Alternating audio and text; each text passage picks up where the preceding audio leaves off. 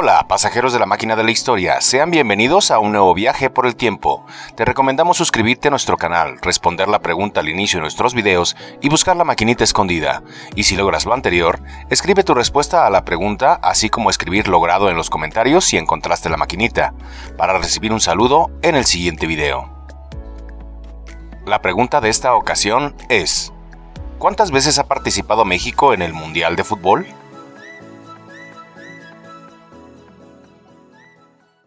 El 23 de marzo de 1994, el licenciado Luis Donaldo Colosio, candidato a la presidencia de la República por el Partido Revolucionario Institucional, fue asesinado de 2 disparos en la colonia Lomas Taurinas, en la ciudad de Tijuana, en el estado de Baja California. No había sucedido un magnicidio en México desde aquel fatídico 17 de julio de 1928, en el que el entonces presidente electo Álvaro Obregón fuese asesinado en la Ciudad de México. La sombra del asesinato y la mancha de la sangre regresaban a la política mexicana, y ahora el PRI no tenía fuerza para detener la avalancha de sucesos que estaban por venir. Por eso esta semana la máquina de la historia presenta el final de la oligarquía partidista, parte 2, la caída del reino. ¿Quieres saber más? Súbete a la máquina y acompáñanos a descubrirlo.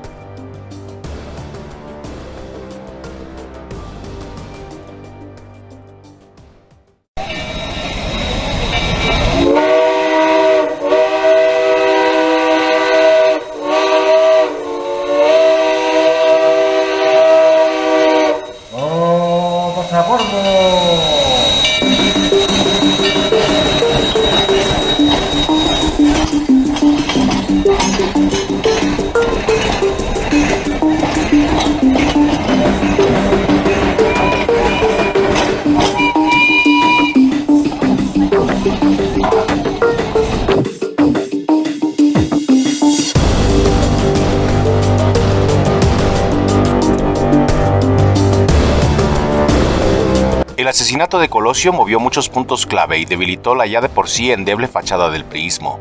De inmediato, se conformó una comisión para investigar el asesinato, a cargo de Miguel Montes García, juez de la Suprema Corte de Justicia. Y de inmediato, las pesquisas dieron pasos en redondo, primero con la teoría de un homicidio en conjunto de varias personas, con al menos 2 tiradores. Esto por la posición de las 2 heridas en el cuerpo de Colosio, así como varios vigías, entre los que se señaló al personal de la comitiva de Colosio. En el caso del único detenido de ese día, Mario Aburto Martínez, al principio negó toda acusación en su contra. Se habló incluso de que el verdadero asesino fue reemplazado con Aburto Martínez como chivo expiatorio, surgiendo la teoría de los aburtos. De esta investigación surgió el nombre de Otón Cortés Vázquez, chofer de Colosio, así como otros, llegándose a comparar el asesinato de Colosio con el de John F. Kennedy en Estados Unidos, por las inconsistencias e incluso el surgimiento de una teoría absurda de que las heridas eran de la misma bala o de la misma arma.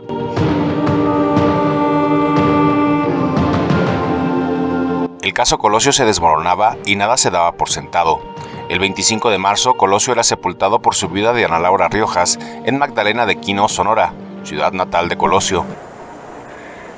Las balas del odio, del rencor y de la cobardía interrumpieron la vida de Luis Donaldo. Dieron fin abrupto a su existencia, pero no a las ideas por las que luchó.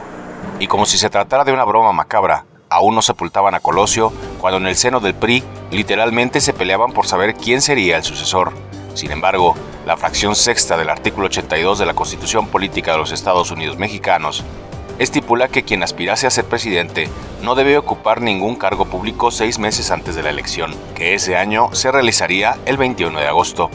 La balanza se inclinaba únicamente hacia Pedro Aspe, secretario de Hacienda, y quien no cumplía con lo estipulado por la Constitución, pero que estaba cerca. El PRI se enfrascó en una lucha interna nada disimulada y las facciones lideradas por Raúl Salinas de Gortari, hermano del entonces presidente Carlos Salinas, y de José María Córdoba, inclinaron la balanza a solo 2 nombres: Manlio Fabio Beltrones por parte de Salinas y Ernesto Zedillo por parte de Córdoba.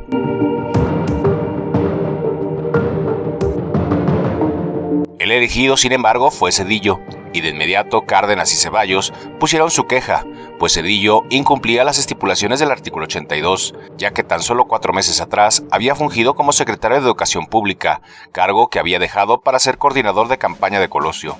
Sin embargo, y a pesar de que PRD y PAN pedían la salida del PRI de la contienda electoral, la candidatura de Zedillo fue aceptada y comenzó una accidentada campaña, empañada por el hecho de que el público estaba más interesado por el espectáculo mediático que ofrecía la investigación del caso Colosio, el conflicto en Chiapas, la guerra en Somalia y el Mundial de Fútbol. El asesinato de Colosio había opacado la contienda y tanto Ceballos como Cárdenas comenzaban a intuir que habría otro fraude electoral idéntico al de 1988, y no estaban equivocados, ya que con un apabullante 48.69%, el PRI volvía a obtener la victoria en los comicios electorales de 1994.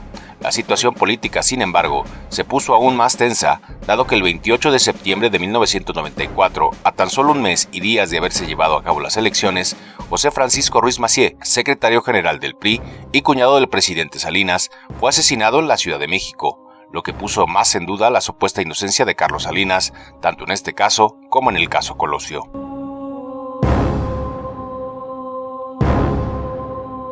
El 1 de diciembre, Zedillo rindió protesta como presidente de la República y de inmediato las consignas en su contra no se hicieron esperar, calificándolo de inexperto y de ser una marioneta de Carlos Salinas de Gortari.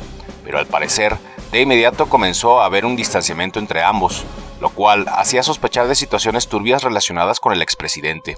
Esto se confirmó, entre comillas, cuando el 1 de enero de 1995 comenzó la peor crisis económica que se había presentado en México. Zedillo culpó de esta crisis a la administración de Salinas, y este, a su vez, culpó a Zedillo, llamándolo el error de diciembre. La inflación peso-dólar subió hasta el 114%, llevando a muchas empresas a la quiebra y a muchos deudores físicos a no poder continuar con el pago de sus deudas. En consecuencia, la crisis afectó a otros países, aunque no del mismo modo, llamándosele a este fenómeno como el efecto tequila, por ser el origen de la crisis nuestro país. Por consiguiente, entre los meses de diciembre de 1994 y marzo de 1995, se sintieron los efectos drásticos de la situación económica que hizo salir a los opositores políticos como Cárdenas y Ceballos, quienes no tardaron en denunciar entre los medios la ineptitud del gobierno en turno.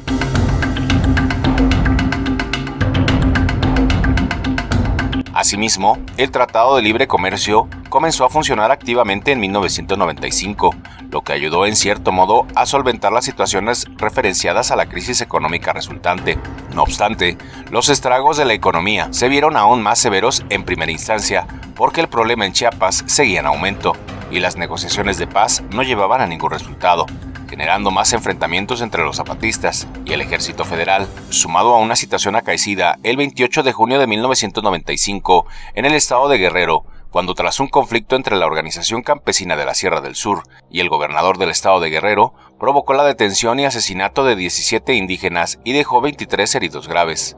La policía alegó que se habían defendido, pero rápidamente se hicieron evidentes muchas contradicciones. En consecuencia, el mismo día, pero un año después, el Ejército Popular Revolucionario, EPR, se levantaba en Guerrero, aumentando la tensión al sur de nuestro país.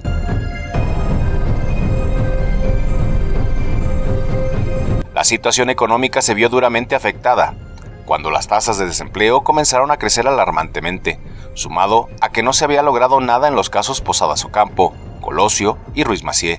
Sin embargo, la investigación de este último se establecieron bases para creer que el hermano del expresidente, Carlos Salinas, es decir, Raúl Salinas de Gortari, era el autor intelectual del asesinato de Ruiz Massieu, lo que llevó a ser arrestado el 28 de febrero de 1995.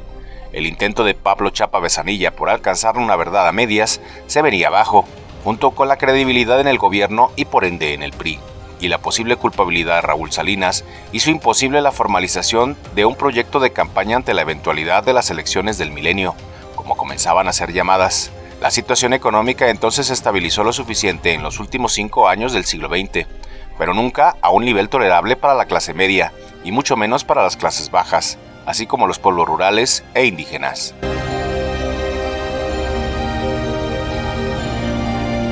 La situación económica mexicana, si bien se había logrado sostener con andamiajes endebles, la banca estaba aún en peligro, por lo que se vio un grave riesgo de bancarrota nacional, Por tanto, desde 1994, el gobierno desarrolló un programa con el que se pudiera solventar el problema de la banca. En 1995, se implementó entonces el Fondo Bancario de Protección al Ahorro, mejor conocido como FOBAPROA. Este programa adquirió las deudas de los bancos para que estos no tuvieran que usar sus fondos. El problema subsistió y se incrementó para los deudores comunes, es decir, la clase media. Los bancos ofrecieron créditos que fueron bienvenidos por los deudores. Sin embargo, a los pocos meses, estos créditos se volvieron impagables para los deudores comunes. Solo aquellos con un ingreso mayor a la media podían pagar sus deudas, convirtiendo al FOBAPROA en el mayor desastre económico del sexenio de Ernesto Zedillo. Asunto del cual incluso él mismo reconoce al momento de publicado este video que no fue la mejor estrategia, confirmando lo caótico del asunto. Para 1998, el FOBAPROA fue disuelto y transformado en la Ley de Protección al Ahorro Bancario y la consecuente creación del Instituto de Protección al Ahorro Bancario.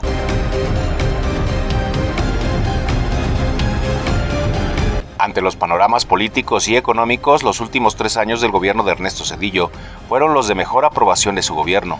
Sin embargo, un dato curioso sobre esto es que poco más del 45% de la población decía no tener opinión sobre el desempeño del presidente, un hecho sin precedentes en un gobierno priista, ya que nunca se había presentado un panorama de indiferencia, la cual se podría traducir en desprecio hacia sus gobernantes.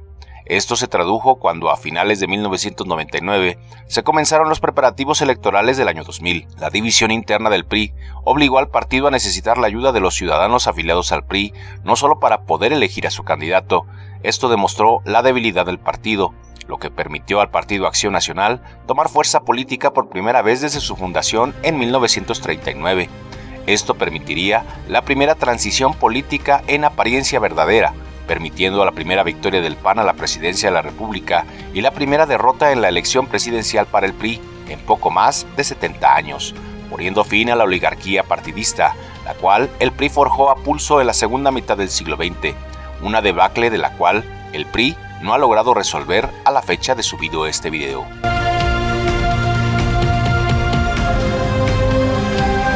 El PRI se había ido, pero el mayor reto estaba por venir para el nuevo gobierno de derecha. Un nuevo siglo y un nuevo milenio comenzaban, y los retos del nuevo milenio prometían rebasar las expectativas de cualquier partido, pero eso lo veremos en el próximo video.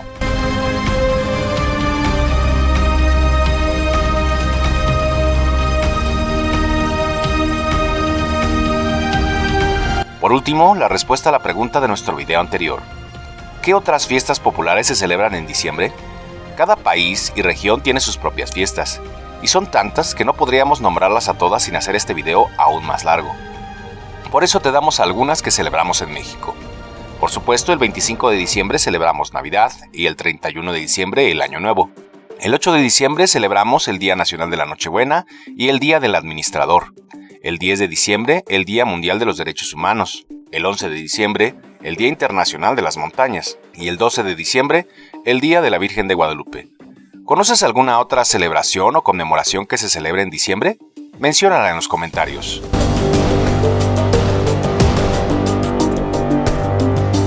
Gracias por seguirnos apoyando. Gracias a eso ya casi llegamos a la marca de los 4,000 suscriptores. Y por ello te damos las gracias. Te invitamos a que visites y te suscribas a nuestros canales secundarios. Esperamos que este video te haya gustado y si es así, dale pulgar arriba.